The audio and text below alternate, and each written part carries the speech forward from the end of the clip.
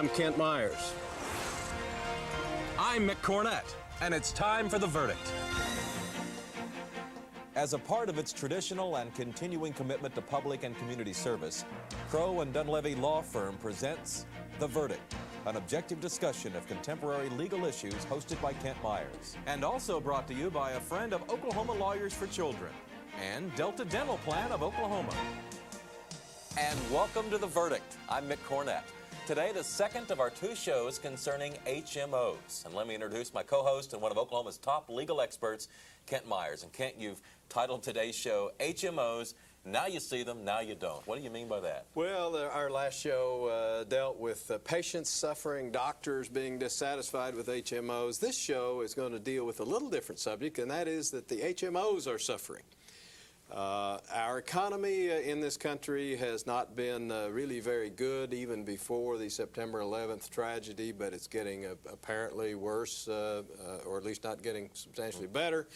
And the health of the HMOs is directly tied to the health of the economy because, as our viewers that watched the first show know, the health of the employer or the employer being there and providing this benefit to the employee can be affected by how well the employer itself is doing.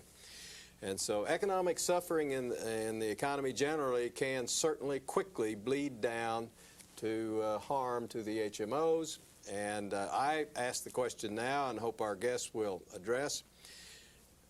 10 years from now, will we even see HMOs? Will they be gone? Will they go out faster than they came in? Well, everybody's searching for an answer to the health care issue. Yes. And at one point, it was thought, well, maybe HMOs are the answer. And now we're thinking, well, maybe they're not. It's just an interesting cycle. Yeah. Bring in HMOs, bring the cost down. The costs go down so low, they can't make a profit, so they start falling out. What happens when there are fewer HMOs? The cost goes right back up. But with about a 20-year dip, we may be right back, excluding inflation, we may be right back to where we were 25 years ago on health care costs. Well, let's get the show on the road. We'll bring in Brad Henry and Kevin Gordon. I would expect another lively discussion right here on The Verdict.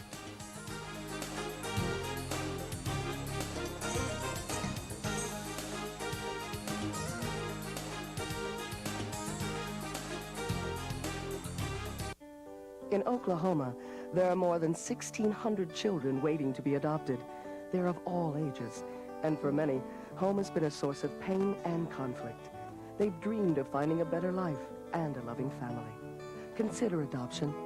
For more information, call 1-877-OK-SWIFT or visit the website www.okdhs.org. Adopt. It may be the toughest job you'll ever love. I wasn't going to school because I was hanging with the wrong crowd.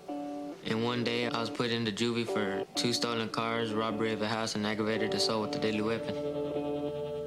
And I was locked up. That's when I really realized that, I mean, it wasn't for me. Like, I was only in there 2 months, but to me, that was enough. It'd be better for me to stay in school, just get my education. I think I'm happier now. I know I'm happier now. St. Gregory's University has been changing the lives of people like me for 125 years. Affordable, private Catholic education, balanced with dedication to community and service, makes St. Gregory special. We're extremely proud of our students' outstanding academic achievements and our nationally ranked athletic teams. It's when you help a student build a future of balance, integrity, and service that you change a life forever. St. Gregory's, a community for life.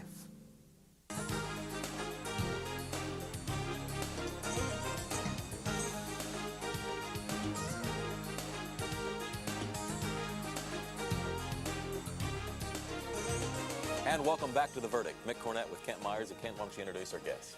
2 return guests that we're very pleased would join us again. On my right is my colleague Kevin Gordon, a true expert in the healthcare area, particularly dealing with HMOs, a lawyer and teacher in the area, and a lawyer who has successfully defended HMOs on occasion in court. Kevin, thanks so much for coming back. Thanks for having me. On my left, for his 3rd appearance on The Verdict, is the Honorable Brad Henry, Senator from Shawnee District, economist in undergraduate school, and certainly the issues we're going to be talking about today are economic issues. dealing in the healthcare area. Senator Henry, thank you for coming back again. Thank you, Kent. You're going to have to start paying me. Well, we're in the same shape as the HMOs. I want to start out by asking you, Kevin, what is the status of the HMOs today? We know that the original purpose of an HMO was to reduce health care costs. We see something happening in the marketplace where HMOs come in, perhaps too many come in, and the price gets so low that HMOs can't make it. Generally, what is your take on the economic health nationally? I want to hold off on Oklahoma specifically, but nationally, what's your take on how the HMOs are doing? Well, I think from an economic point of view, Kent, that HMOs nationally are having a hard time. A lot of them underbid the price of health care or underestimated what was going to happen with the price of health care a few years ago, and they're still suffering from that. The premiums are lower than the cost of care. And a lot of HMOs nationally are either losing money and, in many cases, actually going out of business. Well, isn't one of the purposes of an HMO to bring down health care costs? Or at least to control the increase in costs by active management of the care. Well, are you saying then that by their underbidding, they have been ineffective in bringing about that control? Well, I have to agree they've been ineffective, but largely for factors beyond their control. Such as? Well, I think of the delivery and payment of health care as a pendulum, and in this case, the pendulum has swung toward the consumer or patient side after HMOs aggressively attempted to control costs through management techniques. Many members of the public got upset, and the legislatures and Congress enacted statutes mandating certain types of benefits, allowing litigation that wasn't allowed before, and doing things that otherwise increased the cost beyond the expectations of the HMOs. So when I say they underbid the cost of delivering care, they may have been making estimates based on what they believed the future held, but they were wrong. Well, Senator Henry, the legislature is supposed to respond to the will of the people. What I hear Mr. Gordon saying is that maybe the legislature, either nationally or locally, has responded too well to the complaints of the patients, constituents, and has enacted a scheme of laws that has brought about the demise of HMOs. What do you think? Well, clearly, Kent, nationally speaking, in the last 10 years, through the legislatures throughout the nation, there have been some 900 or more laws passed to regulate HMOs, from consumer report cards to right to sue laws that we discussed previously. So, legislatures have a very difficult problem that we have to balance. We want to try to do things to lower the cost of health care, but not at the expense of quality care. We still want to maintain quality care. And as Kevin said, that pendulum of public opinion swings back and forth. Several years ago, we were focusing more on lowering the cost of health care. Today, I think legislatures are focusing more on we need to provide quality care and access to care to people who need it. Well, you drive up to an intersection and you can turn right or you can turn left, but you can't do both at the same time. Do we have that kind of a dilemma with health care in that we cannot ensure quality health care without allowing the cost of health care to increase dramatically? Well, I don't know that I would go that far. HMOs are necessary in our health care system because they provide an option to those who choose that option to pay lower co-payments and lower premiums or charges. But the cost of the cheaper health care is limited access. You don't have the access to any physician you want to go to. And that's just the way the system works. That doesn't mean that the health care will not be of good quality. But when you limit access to dramatically, or you limit procedures, necessary procedures, that's when the problems arise, and that's when we in the legislature hear from the consumers out there, and we act accordingly. Kevin, we've got competition among HMOs that is apparently pretty difficult to deal with if you're in the marketplace. Should that be limited, and should government get involved somehow in a HMO bailout program? Oh, I don't think so, and I don't think the industry's asking for that. There were this is an industry that is a relatively young industry, and there were a lot of startup HMOs, especially in other states, and as the market has evolved, a lot of those HMOs have naturally not been successful and have gone out of business. But the problem I think we're talking about today is more fundamental, and that is the HMOs that were strong and viable financially are having problems. And I think that they're having problems in part because of legislation and in part just because healthcare costs have started to go back up in a spiral again. Well, Senator Henry, let me change the subject just a little bit. It seems to me a natural consequence of HMOs going out of business and healthcare costs going up is that employers are going to quit providing benefits to employees, and we're going to have more uninsured Oklahomans. Let me bring up a graphic, if I may. It reflects the uninsured Oklahomans, percentage of residents reporting no health insurance in Oklahoma, and as you can see, that's 22%. The 3 states to our south have slightly higher numbers. The 3 states to our north have slightly lower numbers, but let's focus on Oklahoma and 22%. Is that an acceptable number, or is there any acceptable number or percentage? Ken, I don't think there is an acceptable number of uninsureds, at least not from my standpoint or a policy standpoint. Clearly, I mean, thank goodness we're doing better than many of the other states surrounding Oklahoma, but we're not doing as well as we should be. So we in the legislature have to attempt to enact policy that will encourage employers to provide health benefits to their employees, that will enable those through maybe high-risk pools that we've established through the legislature, will enable those who are high risk and who can't otherwise get health care to obtain health care. And we're attempting to do those things in the legislature, but as you know, it's very difficult, and it's difficult to predict how the costs of health care change, because they change so dramatically. Let me break in right there. We're going to interrupt and get us to a short break. You're watching The Verdict with Mick Cornett and Kent Myers. Our guests are State Senator Brad Henry and Kevin Gordon. We're discussing HMOs. What's your verdict?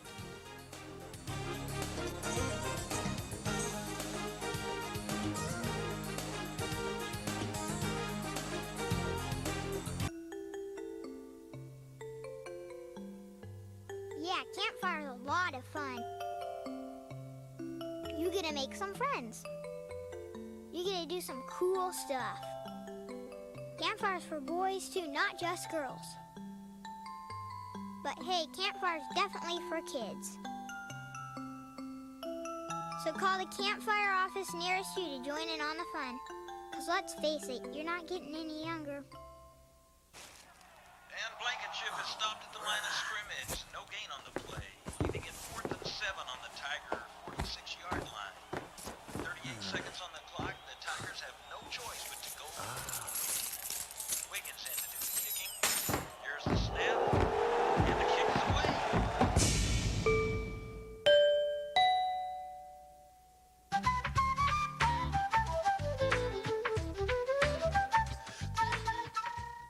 Go on the shopping spree of your dreams and get the savings of a lifetime. For just $50, you can buy this card that will save you hundreds. Here's how it works. The Care Card is good for 20% off every purchase you make for a week starting November 3rd. So start your holiday shopping a little earlier this year and watch it pay off at more than 125 stores and restaurants. Proceeds benefit Family and Children's Services and the Simon Estes Educational Foundation. To get your Care Card, call 587-9471.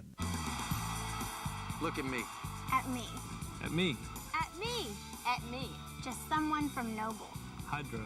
Oklahoma City. Winoka. Lawton, Oklahoma. Oklahoma State University saw. A leader. A reporter. A pilot. A Rhodes Scholar. A traitor. Who's inside of you? Come discover yourself at OSU.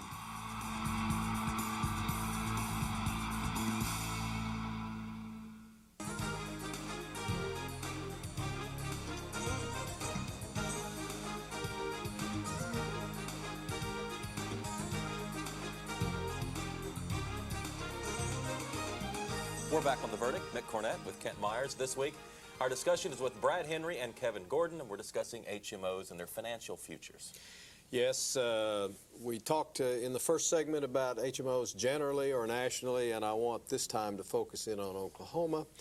I don't think we're seeing a different situation here in Oklahoma than we have seen nationally. I want to call up a graphic of recent numbers that have been published on how HMOs are doing in Oklahoma. As you can see, the HMOs, while you can't probably see the names at the bottom, you can certainly see those red lines. And they come way down into the loss column. And I have totaled those, and those losses totaled $27.3 million this last year, divided among those HMOs. And then to the right of those, in the gray numbers, are the only two HMOs that make a profit, and they only showed a $6.3 million profit. So there's over a $21 million loss among the reporting HMOs. And as a matter of fact, the one longest red line was Healthcare Oklahoma, who has announced that they are leaving the business shortly after the first of the year, and their members or patients will have to be replaced elsewhere. Senator Henry, that doesn't look very good for the future of HMOs in Oklahoma. What do you think about that? Well, I would agree, Kent. I mean, you saw the graphic there. Of the 10 HMOs in Oklahoma, 8 are not making a profit. 8 are losing money, and that is not a good sign at all. I think it's a function of a number of things. I think generally it's a function of the current status of the economy nationwide. I mean, this is not a trend that we see just in Oklahoma. It's a national trend. And it's also a function of competition among the HMOs and simply maybe miscalculating when they set their prices, as Kevin said earlier. Traditionally, I think it takes a new HMO 5 to 10 years to really get it figured out and make a profit. I can't tell you exactly why that is, but that's just the way it seems to be on a national scale. Kevin, we see the numbers. They are what they are. If they're accurate, it is a pretty bleak picture for most of the HMOs in Oklahoma. What are we to do? Well, I think it's a bleak picture across the country, but it's not just HMOs that are losing money because of the cost of health care. It's all insurers, and this is a cyclical thing to an extent, but all HMOs and insurers are faced with spiraling health care costs. We're back at the point we were in the 70s when the move for HMOs as a method of controlling costs came into vogue. There are a lot of reasons. It's a very complicated issue about why healthcare costs have started back up. Some of the factors have to do with consolidation of healthcare providers. Hospitals are merging. They've got more clout in dealing with the HMOs and their contracting. The population is aging. And then there have been, as I said before the break, the legislative and regulatory efforts to limit the ability of HMOs to really manage care and to control costs that have caused costs to spiral. Well, would you expect to see some significant consolidation in Oklahoma? In other words, fewer and fewer HMOs in the year or so coming? I think that without predicting the demise of any HMO, sure, it's likely that HMOs will continue to have a hard time making ends meet in Oklahoma, and some of them may choose not to serve certain markets. For instance, state and governmental employees are insured by HMOs. They receive benefits through HMOs through a state plan. Some HMOs have chosen to drop out of that market and not participate in the state plan. I think that kind of thing, that kind of adjustment of the population they serve is foreseeable.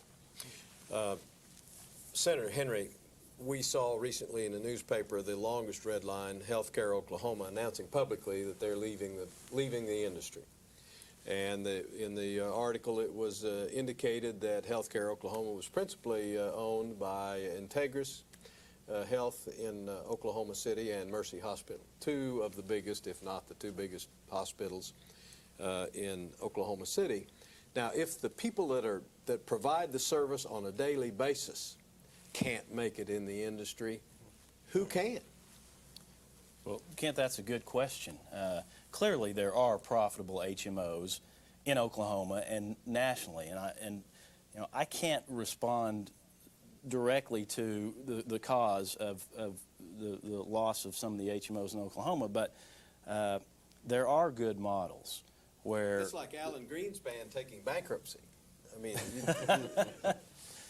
yeah, and I don't know that anyone can answer that question, but clearly, and that's been part of the problem in the interplay between the public and the HMOs. You've got to have some business sense in operating an HMO, but you've also you have to have that medical background. And literally up until just a few years ago, we did not require the directors of HMOs in Oklahoma to have a medical degree. We do now, but they need to have some business acumen also. I'd like to have each of our guests give a kind of final summation, and I think it might be interesting, maybe even fun for us because we don't have to do it, but to predict the future of HMOs. Kevin, where are we going to be in 5 or 10 years from now? Well, Nick, it's always hard to predict the future, and so much of it is subject to change based on this pendulum swing that we've talked about. I guess if I had to make a prediction, I would say that healthcare costs are going to continue to increase at double-digit rates. They did last year. They are this year. The rates in Oklahoma for public employees are going up anywhere from 5 to 40% this year, and I think we're going to see a trend that way until the pendulum has swung back the other way and people are willing to accept some controls on the kinds of access that they have to care. Not lack of quality care, but where everybody can't make the decision that they want to go to this doctor right now and that's automatically going to be paid for. We're simply not in a position, in my opinion, as a society where we can devote those kinds of resources to health care. It would be a huge percentage of our gross national product. Maybe we're going to go to a Hillary Clinton kind of national health care plan if the HMOs and health insurance companies can't make it. Senator Henry? Well, I certainly agree with Kevin. I believe that HMOs are here to stay. Some are going to make it, some aren't, but I believe the concept is here to stay. Primarily, is that the economist in you coming out? That's still the best method? I think so. Yeah. I mean, primarily because healthcare costs are going to continue to rise, and there will be more of a movement, I think, nationwide, but certainly in Oklahoma. And we're a little bit behind the curve in Oklahoma, where only about 14% of our population is actually enrolled in HMOs, our insurable population, versus nationally it's closer to 30%. So I think as healthcare costs continue to rise, we will actually probably see more of a movement towards health maintenance organizations and managed care in Oklahoma and nationally. Obviously, something is going to have to be done at some point. Politically, it's so difficult, and we all remember what happened in 1993 when Hillary Clinton and others attempted to change dramatically on the national scene our health care delivery system. But I think it is ultimately going to have to come from the national level. I mean, if we're going to do something, it's going to have to be done in a uniform level nationwide.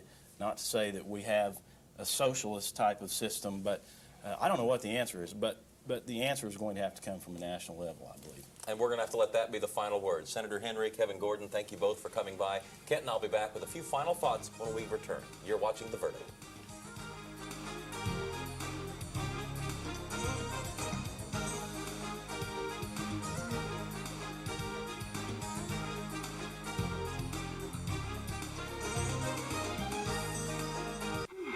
Young, who got some good minutes in the first half, hits the jumper.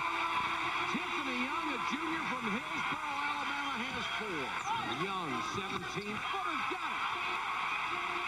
And Tiffany Young with a sensational performance.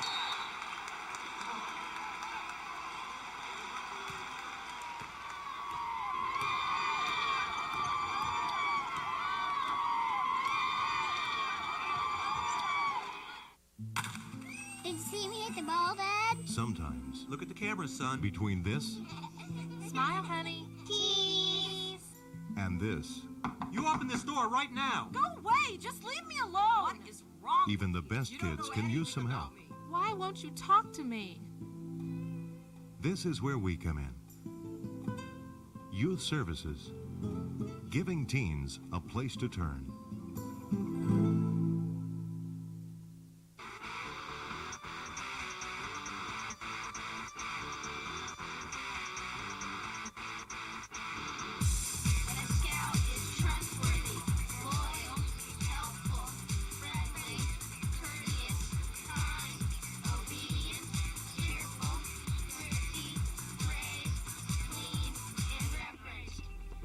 Boy Scouts of America, where above all else, character counts.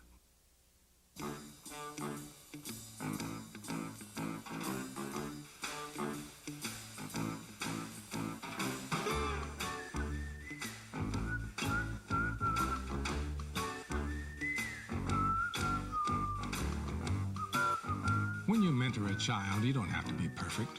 You just have to be yourself, which, by the way, is pretty good. Do good. Mentor a child. Call 1-877-BE-A-MENTOR.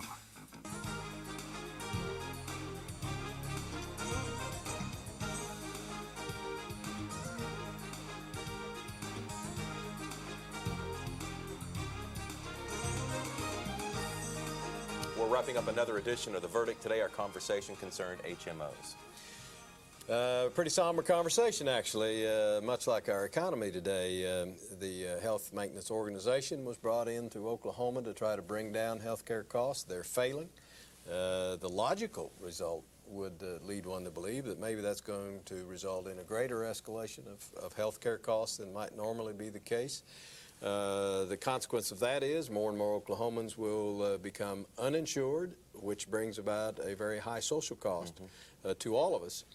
I'm reminded of a phrase I saw on Billboard one time, although I'll apply it to an HMO. Mick, I think we can fairly ask if please, the last HMO in Oklahoma will turn out the lights. And we'll see you next week on The Verdict.